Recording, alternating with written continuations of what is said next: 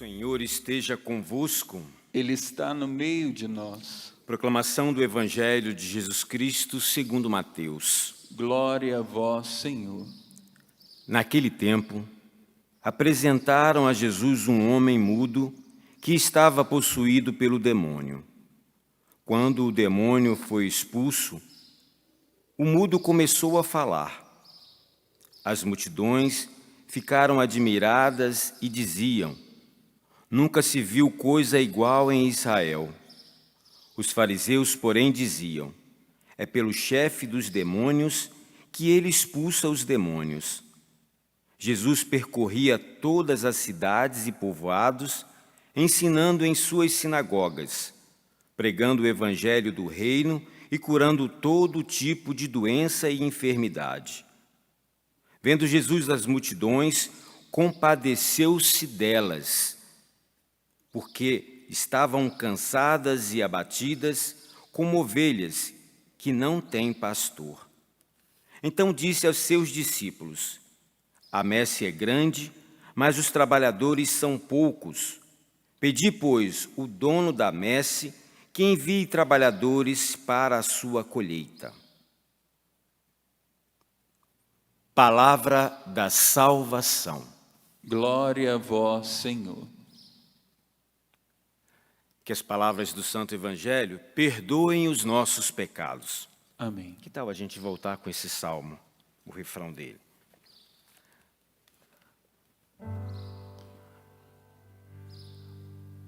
Confia, Israel, no Senhor. Confia, Israel, no Senhor. Confia, Israel, no Senhor. Confia, Israel, no Senhor.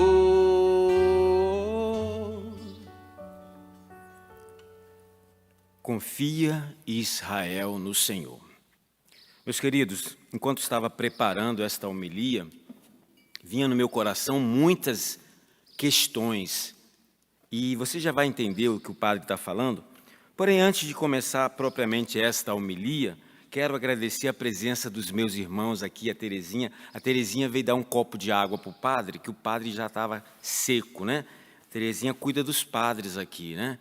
Terezinha, acabei de dizer para você e vou dizer sempre, né? Você é uma mãe para nós aqui, não é? Não só do padre Charles, mas também nossa mãe.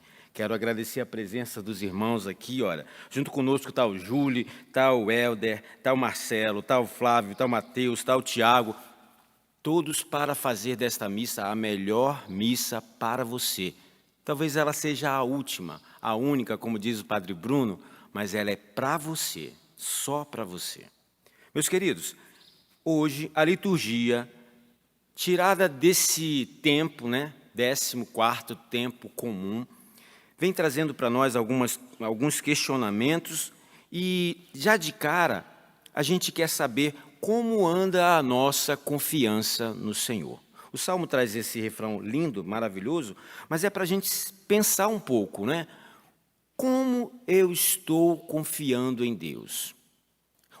Ou melhor, eu vou mais profundo nessa questão. Será que eu realmente tenho confiado no Senhor? A primeira leitura vem trazendo para nós uma situação onde que parece que as pessoas não estavam fazendo escolhas como elas deveriam fazer. Estavam tentando construir algo e colocar no lugar de Deus, com suas próprias mãos, algo que poderia não resolver, mas eles apostavam naquilo. E nós sabemos que não resolve, não é? Depois de tanto tempo, depois de 2000 anos, com a presença do nosso Senhor na história, mas principalmente na nossa vida, nós percebemos a libertação que vem da parte de Deus e vem para mim, vem para você, nesse tempo que nós estamos vivendo. A questão é, uma questão que saltou, teve relevância na vida do padre hoje.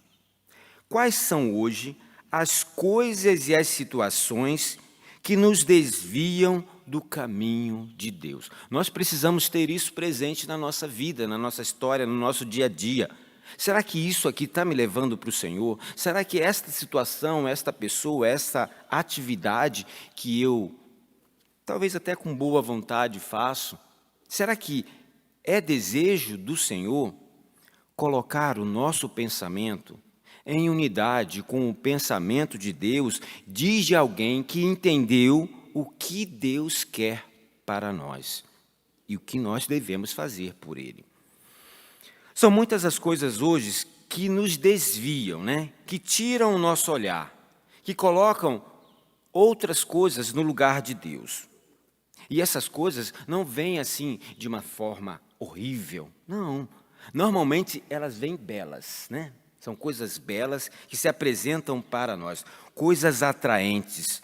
São opções, são decisões, são propostas que muitas vezes querem nos enganar, tirando a dignidade de filho de Deus. E isto aqui é muito sério. O que nós estamos seguindo diante de tantas situações, tantas respostas que precisamos dar, tantas expectativas? O nosso coração humano é cheio de expectativa e nós queremos sempre o melhor para nós.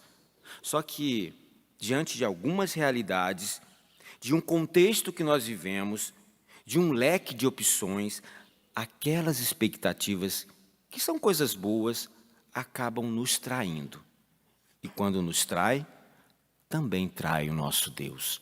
Santo Agostinho dizia para nós assim: tanto tempo te procurei em tantos lugares e te encontrei dentro de mim.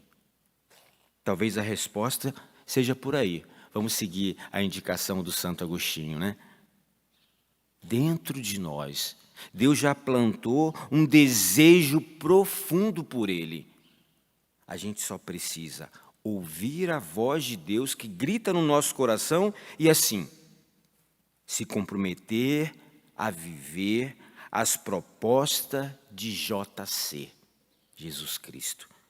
Diante de tantas outras propostas, como o padre acabou de dizer, que tem tentado nos seduzir. E como a gente pode alertar o nosso coração, já que é desejo nosso, já que está dentro do nosso coração essas realidades, como a gente deve alertar o nosso coração para isso? Precisamos ter um olhar crítico, Precisamos ter um olhar crítico. E o olhar crítico não vem de situações externas, mas da fonte da vida, que é a palavra de Deus. A nossa crítica, o nosso olhar crítico tem fundamento, tem base, e a base é a Sagrada Escritura. Depois, ter uma fé que não se engane. Parece que tem muita gente que diz que crê em Deus, Deus é tudo para mim, mas na hora do, na hora do vamos ver, lá no Rio a gente fala assim, né? Na hora do vamos ver, dá para trás. Não era bem assim, Era com menos dor. Não achei que ia doer tanto. Não quero mais, não. A nossa fé precisa ser uma fé que encara tudo, por Deus, por mim e pelos outros. Depois, não é a última da questão, né? Você vai completar essa lista, mas viver coerente com tudo aquilo que eu quero viver, que eu assumi a viver, que a palavra de Deus me pede para viver. Ter um olhar crítico, ter uma fé que não se deixa ser levada por qualquer vento, ter coerência diante daquilo que se assume. Assim, nós estamos vivendo a proposta de JC. É assim. É assim que nós vamos conseguir nos colocar diante de Deus e falar para Ele assim, como diz o Salmo, confiante. Eu confio no Senhor. Até me aproximei do microfone para falar isso, viu? Eu confio no Senhor, porque a base é Ele mesmo. é o Verbo que se fez carne. Depois, o Evangelho, tem tempo? Tem. Depois do Evangelho, vem dizendo para nós sobre alguns demônios que se apresentam ali, numa realidade própria de Jesus, né? Lógico, a gente sabe que Jesus passava por esse mundo e curava todos. A palavra de Deus diz que ele curou todos o que ele quis, né? Algumas pessoas não quiseram essa cura do Senhor, essa libertação, tirar essa opressão de dentro de si. Porém, o Evangelho inicia com a história de um homem que é mudo. É preciso reconhecer os demônios transvestidos de profetas, os lobos em pele de cordeiro. E muita gente está sendo abafada por causa desses demônios, por causa desses lobos. Pessoas mudas, aquelas que aderiram a esse demônio, pessoas que aderiram a esse demônio, o demônio mudo, por causa do medo, por causa das ameaças, por causa da ignorância, por falta da identidade de cristão. Precisamos combater tudo isso nesse tempo. Nenhum demônio mudo pode calar a voz de um profeta. Nunca, em nenhum momento. Acontece que também existe outro, chamado difamação. Vocês viram aí, né? Os fariseus estavam difamando Jesus.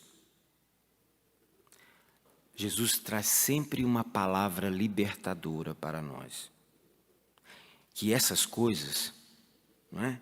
A gente poderia chamar de, essas difamações, essas mentiras que inventam, não deve em nenhum momento, a calúnia, né, não deve em nenhum momento calar a voz daquele que está libertado pelo Senhor. Meus queridos, Jesus é esse bom pastor que cuida de nós, com a compaixão que vem dele, só dele. E hoje nós queremos reforçar a nossa confiança no Senhor. Sabe por quê? Porque nós não estamos longe de sentir dor, longe de sentir amargura.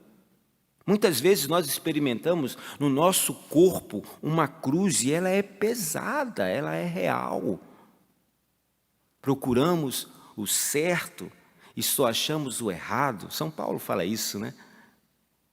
Nós precisamos aprender que muitas vezes na vida nós vamos perder, mas é perder para ganhar. Que o Senhor nos ajude aí, considerando todos esses contrários, e assim buscar nele a paz de filhos amados do Senhor. Louvado seja o nosso Senhor Jesus Cristo.